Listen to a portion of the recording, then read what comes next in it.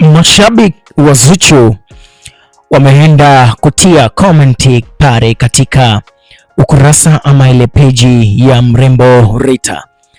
Tunafahamu Rita aliweza kuposti video akiwa kwenye makazi yake akivalia nguo zake za nyumbani, ile ni shoti jeans, inaonekana imempendeza kweli kweli.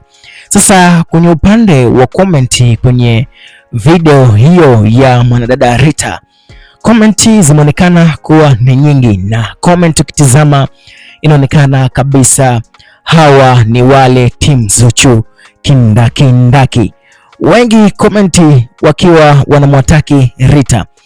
Watu wanaandika komenti wanasema ya kwamba umeshapitwa na wakati, wengine wakisema ya kwamba huku mwenzako tayari ni mjamzito, mama kijacho. Wengine wakasema ya kwamba hata haupendezi na hizo nguo. Wengine wakadai ya kwamba mwanamke, jaribu kuficha mwili wako, mwanaume hategwi kwa staili hiyo. Sasa ni miongoni mwa komenti nyingi ambazo zimeonekana kushushwa pale kupitia ukurasa wake wa Instagram mwanadada mrembo kabisa Rita.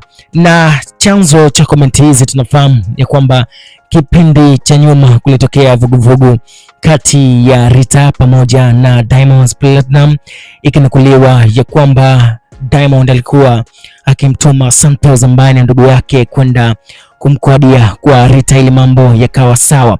Sasa maneno yalianzia hapo, lakini mwisho siku Diamond na Rita mambo yakawa yamekata na upepo ukawa umetulia, na tangu hapo Rita na mashabiki wa Zuchu wakawa kama paka na panya. Ndo hichi ambacho kimeenda kutokea katika ukurasa ama ile peji ya Rita baada ya kuposti video akiwa nyumbani kwake akiwa anajirekodi video, lakini kwa mashabiki wa Zuchu imeonekana wao kutoelewa kabisa, na Rita ameonekana kukaa kimya, kuto kujibu chochote katika zile comment ambazo alizokuwa akishambuliwa na watu wa upinzani.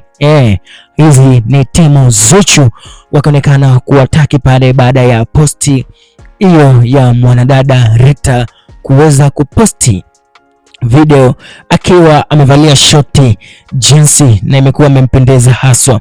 Sawa, subscribe katika YouTube channel yetu kama King Zion TV ili kwanza kupata taarifa zote za kiburudani kutokea hapa King Zion TV.